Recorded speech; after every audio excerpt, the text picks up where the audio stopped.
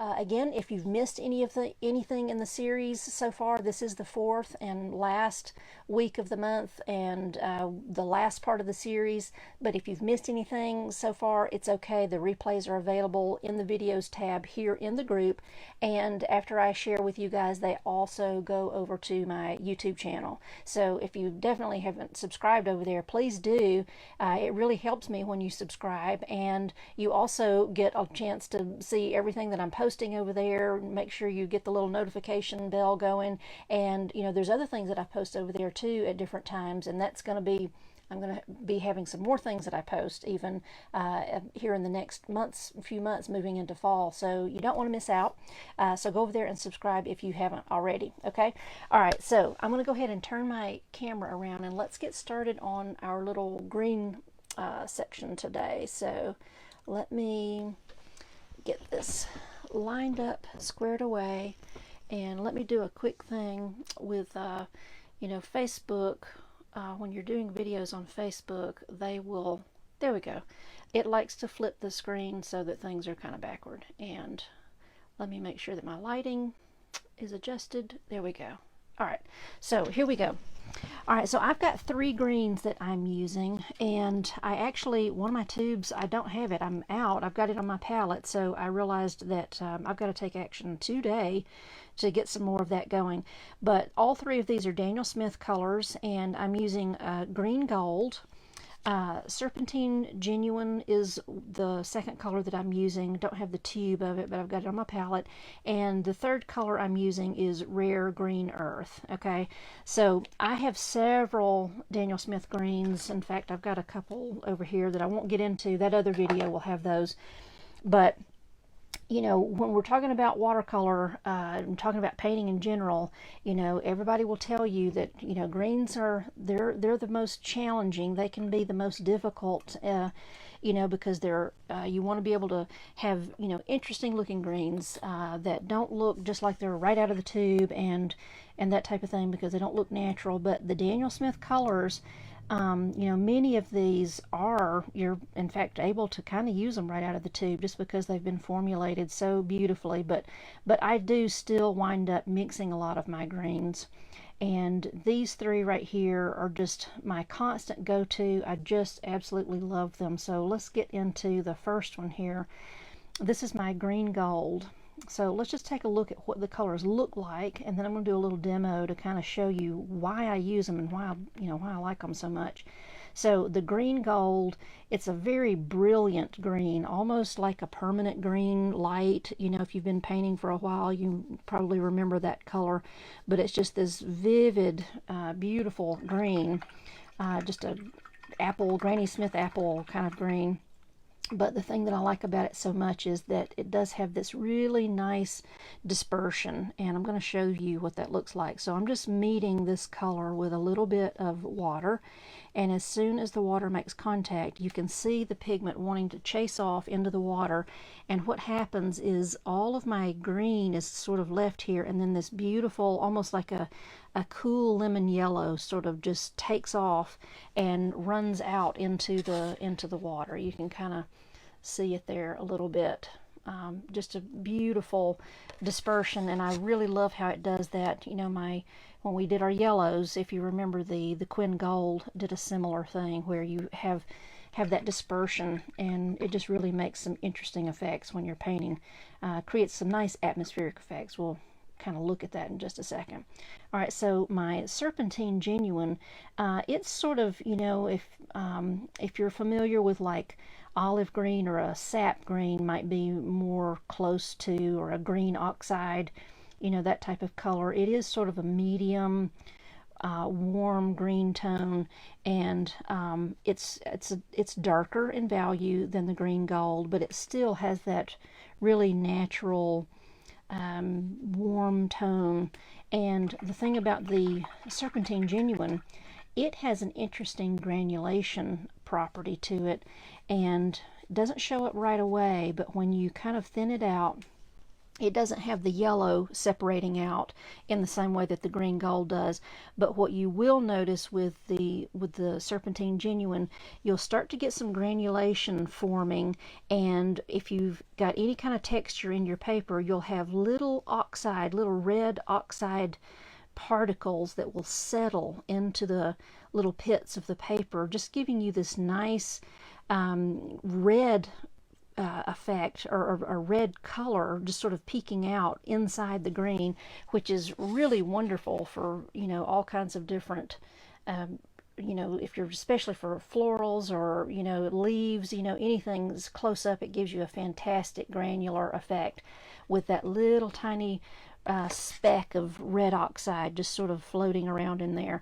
It doesn't show up too much right here while it's wet, but as it begins to dry, we'll come back and look at it later, you'll see it stands out a lot more. You'll have a chance to see that in just a second. All right, now Rare Green Earth is a color that I've been using maybe about a year, I guess, maybe. I kind of just discovered it by accident. I just wanted to just give it a shot and just see what it did. I had no idea what it does, but I've absolutely fallen in love with it. So when you're using this color, it has a very, it looks dark right out of the tube, and you can see it on my palette. It almost looks kind of black, and you put it out here on the palette, and it really has this really deep grayish green sort of tone. It looks really dark, but interestingly, it's very much a transparent color, so I can really saturate and have a heavy concentration of it. I can really build it up pretty thick, but then when I want to come back into it with just some water, it will give me a beautiful gray green, sort of really transparent. It almost looks like looks like you've mixed some ultramarine blue.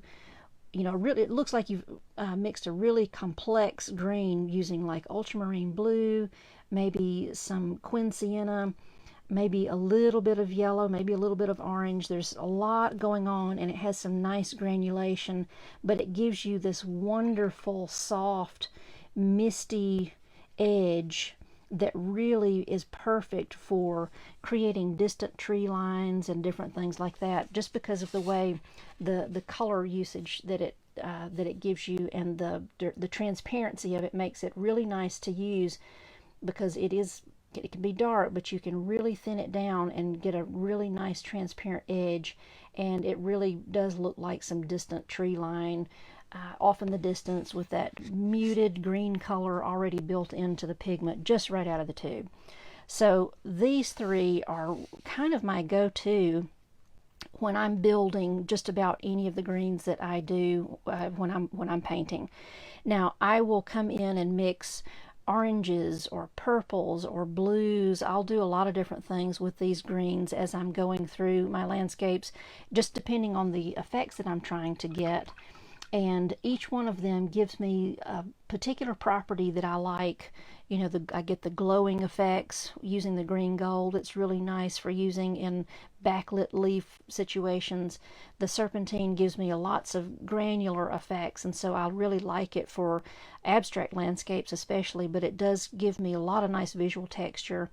And then the Rare Green Earth is just that perfect natural gray-green color for all of those atmospheric, off in the distance type effects, and it just really comes in pretty handy for that. So let me do a little quick demo down here at the bottom.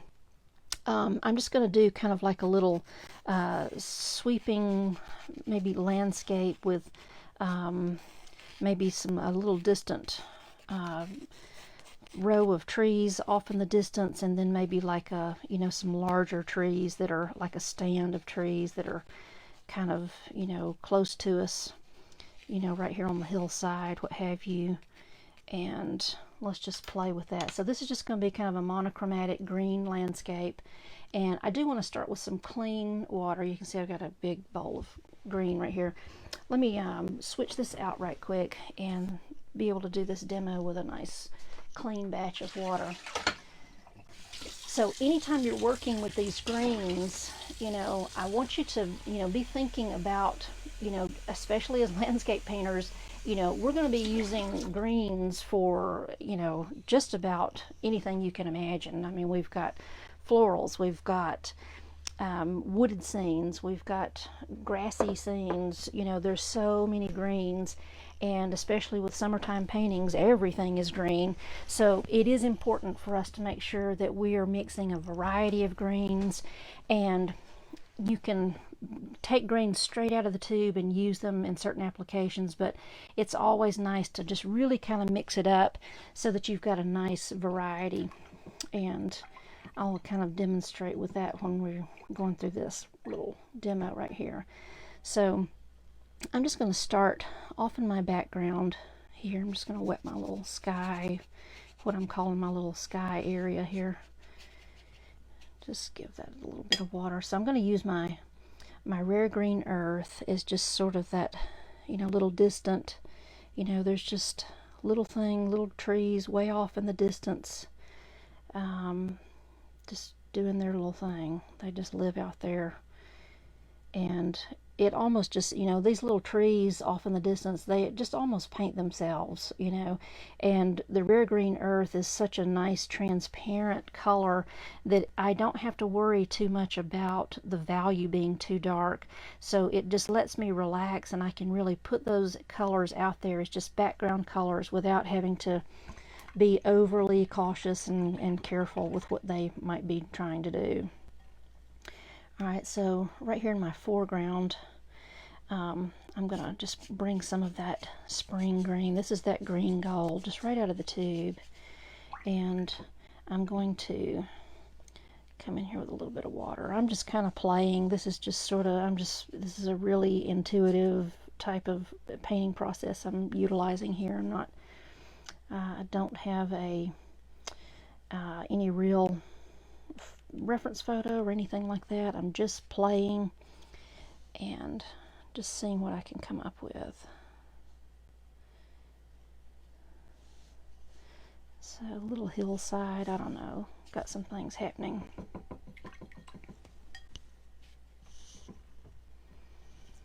I'm going to get my Serpentine Genuine. It's just an absolutely beautiful color. It's just got that really nice medium green tone, but the little granulation effects that it gives are just fantastic, and I kind of like to use them up in the foreground because it'll give me sort of those little, you know, all those little red oxide bits. They just kind of float around in there and just do whatever they're going to do. They're just so fun.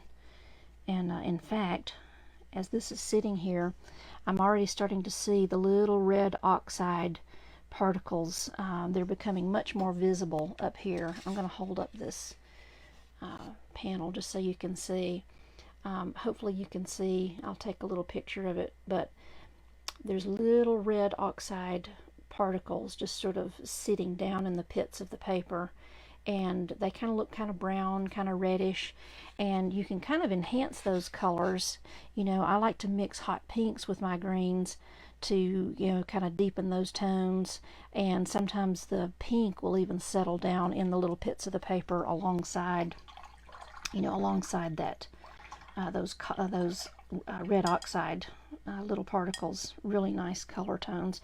I can see already the yellow from the green gold is starting to sneak around and want to come, you know, forward. In fact, I'm just going to add a little bit more in a couple of places to encourage that.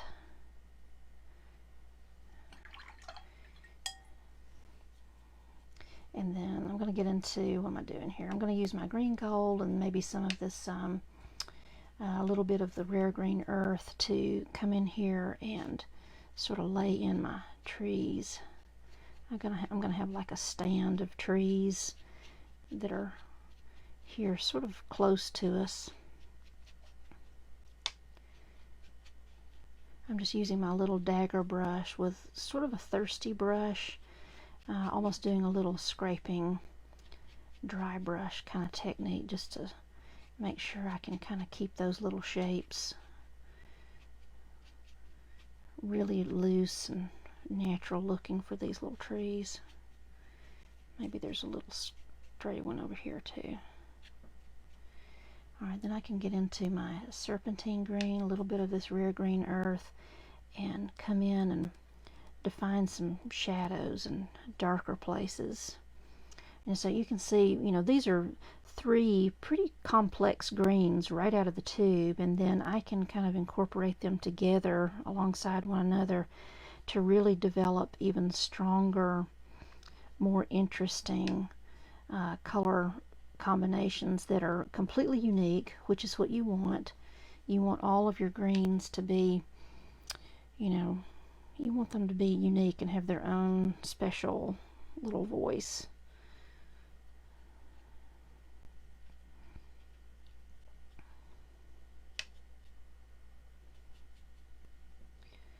Get a little bit more of the serpentine just kind of by itself, dropping it in, really pushing some of those values. And I might even take some of my green gold and kind of drop that in sort of at the tops of the trees, just a little bit for a little sun-kissed extra. And I might even give a little, just a little spritz. I want to be careful not to, I don't want to wet this up here.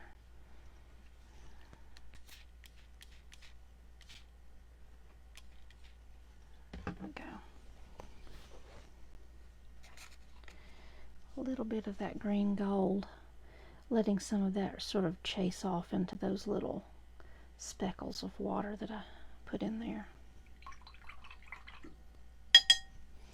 Alright, I'm going to dry this right quick. I want to add some little trunks to my trees, but everything's a little bit way too wet to do that. Let me take care of that right quick.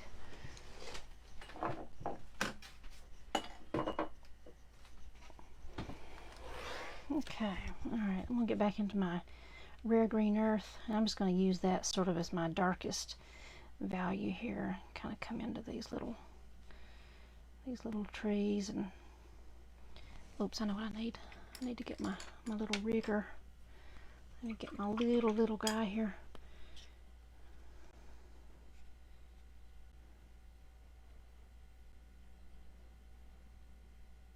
So I'm just kind of coming through. I'm just kind of playing.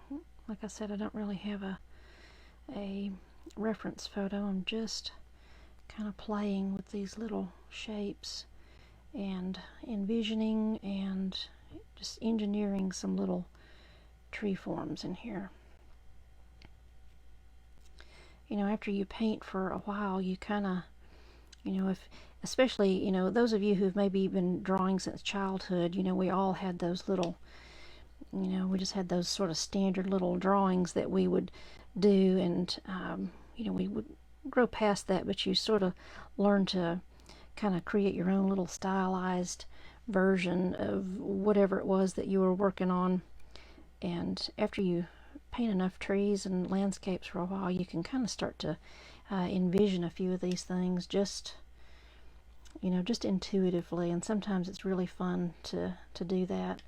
I definitely recommend, you know, painting from life as much as you can to really train your eye to see and to look and observe, and then save the imagination for when you've developed some skill with just looking, and then your brain is a whole lot more free to kind of employ those things that you've taught yourself over time.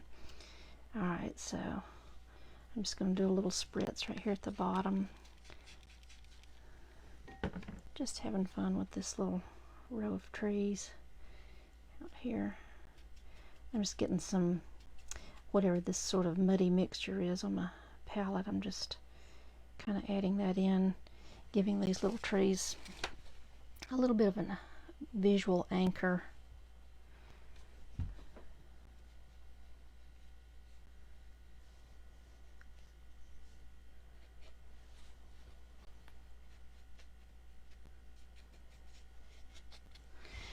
There we go. All right, so you can tell, look at those wonderful little trees that are just out there in the distance that we had done with the rare green earth. They almost just don't even need anything. I'm just adding a little bit of shadow just to their bases to kind of imply that there's some form there. I don't want to overdo it. I just want to keep it nice and soft. There we go. Super fun. I'm just gonna, oops, dry a little. Okay, so we've got a lot of nice things happening in all of these. I can see the little red specks are happening inside the foreground in here. I'm going to hold this up to the camera so that you can see it more closely. But those little red specks are just so nice.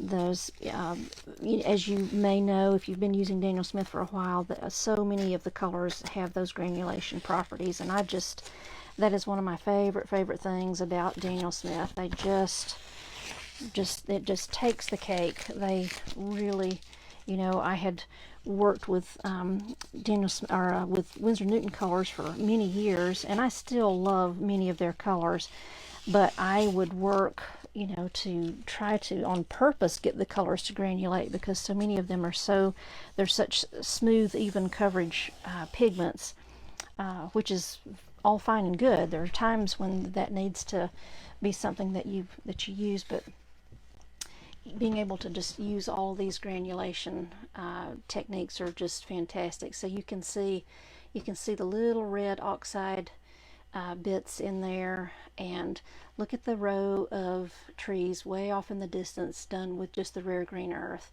and all of these little bits of glowing yellow just sort of popping up out of the grasses, off of the tops of the trees.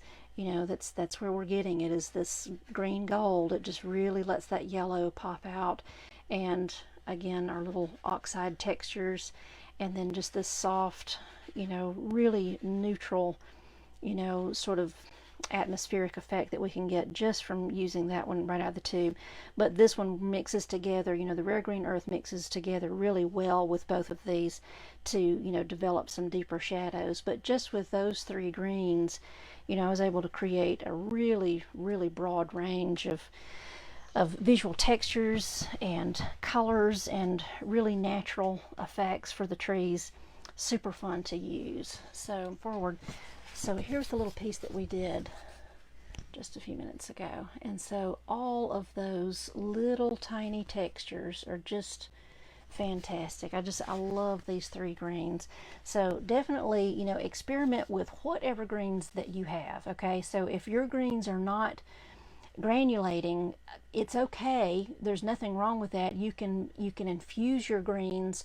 Don't just go out and buy new colors, but infuse your greens with some other colors that will granulate, like your like a bloodstone, for instance, or your, an easy one is going to be your ultramarine blue. It's got some really nice granulation properties, so you can put some ultramarine blue into your greens. If they get too blue, then you can just infuse it with a little bit more yellow, or some different things like that, or even your siennas if you want to. Lots of experimenting that you can do, but I strongly encourage you to just take your greens as is and experiment with them. Use that video that I've shared with you on the demo cards, that gives you an opportunity to really put a color through its paces. You're adding water to it, you're adding salt to it, you're using it wet on wet, you're using it dry, right on dry paper. You've got several different options where you can really see how the color is going to behave. We've all taken our colors and just made little squares on paper, and that does give us some color information, but it doesn't tell us how the pigment behaves. That's the part that we really need to know as watercolorists, because we all know that once we get that water going, then the pigments, they take off. It's just like releasing a box of cats. We don't really know what they're going to do, right? And so we want to experiment with it on, just on the side, so that we can find those really unique characteristics and qualities for the paint, and find ways to capitalize on that and put it back into our paintings, so that we've got really useful ways to communicate some interesting visual effects and textures. Okay, all right, let me look and see if I have got any questions here about today. Lots of hellos. Thank you so much, everybody, from coming in for coming in. Um, Elizabeth has a question. She says, what about using granulation medium? Absolutely. I use it often, and I do find that the granulation medium is going to really enhance a color that is already granulating. I don't really see that granulation medium will cause a color, a non-granulating color, to granulate. It might in a most minor way, but it's not visually striking enough or happening to such an extent that I would be willing to even waste the materials to do that, because I have done lots of experimenting with it, because I do have some favorite colors that I wish would granulate, but they don't, even if you just put granulation medium in there. So I do tend to think, for my part, it's my experience that the medium does cause a granulating color to granulate further. It really does. Let's see, Kathleen is asking, what's another cool green that you like? I actually like Cascade Green. Okay, that's another Daniel Smith color, and I'll share the link for the other green video that I have. I use that color to kind of experiment with it, but it does have, it's almost like, it kind of starts out as a warm green. It looks warm out of the tube, and you start working with it, but as soon as you add some water to it, it has a dispersion effect too, and you have sort of a blue that will come out of that color instead of the yellow that you might anticipate. So very interesting color combination there. Lots of different things that you can do with that, certainly. I also like, any of the really vivid, bright, Granny Smith apple greens, any vivid green I really enjoy having available to me, because, I've talked about this before, I really like the colors to be vivid, because when I need them vivid, you can't make a color more vivid, but you can always subdue it if you need to. So I always like to just start with vivid, and then I've got that high intensity when I need it, but I can always, quieten it down and mute that too. So I've got a much broader range of color that I can create if I start out with my vivid tones. And let's see, Shirley is asking, when do you add granulation medium when painting? There's a lot of different ways that you can do that, and I definitely encourage you to experiment with it. I will often, the kind of the prescribed use, Winsor Newton has some videos on this. Winsor Newton makes a granulation medium. That's the one that I'm most familiar with. I'm not even sure if other manufacturers make it, but they will sit down and actually mix the granulation medium with the pigment, treating the granulation medium as your water, basically. And so instead of actually mixing water with your pigment, use your brush, squirt out some of the granulation medium, which is, it's like water. It's just very much liquid like water. Use that in place of water, okay? I have done it that way, and I find that it, well, I think it's too homogeneous all the way throughout. It just gives me this one type of granulation, and I want variation in my granulation, okay? So I like to actually put the pigment, get it onto my paper wherever I'm wanting it, and then I will actually apply using an eyedropper or a brush or whatever the case may be, and I'll actually drop some of the granulation medium into the areas of my painting where I'm working, to kind of give some variation, to mix it up a little bit.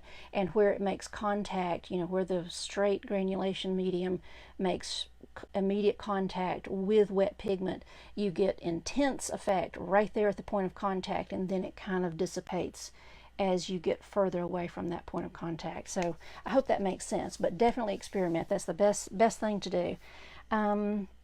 Let's see. Okay. Let's see, I may have a few other questions in here that are kind of similar to what I was just asking. Some people were asking about the granulation. And let's see. Okay, Shelley is asking about green apatite. I do have green apatite too. I've got a tube of that. I enjoy using that. Now the green apatite, it behaves a lot like the Serpentine Genuine, but it's cooler. It's a lot cooler, and you have more of a cool yellow, a yellow-green sort of tone happening, and you get, instead of getting red oxide particulates that settle. They're more they're just kind of like a charcoal gray. They have little charcoal gray granules that begin to form and separate out, you know, when you're using that color. So see, as you start to experiment with your colors, you begin to figure out what they're each going to do, and they each have very unique personalities. You want to take time to get to know those colors and get intimate with your materials, because it makes such a difference. And the more you are intimate with your materials, the more you trust your materials. And when you're starting to work on a painting, it's really a relationship that you're having with your materials, and you're trusting the materials, you're trusting the process, because you've taken the time on the front end to work with all these things, and it makes such a difference. So if there's any takeaway this week, over the course of the month, is that you really experiment with your colors, because you're depending on your colors, but they're kind of depending on you to figure out, what their best potential is for what you're wanting to accomplish in your work. So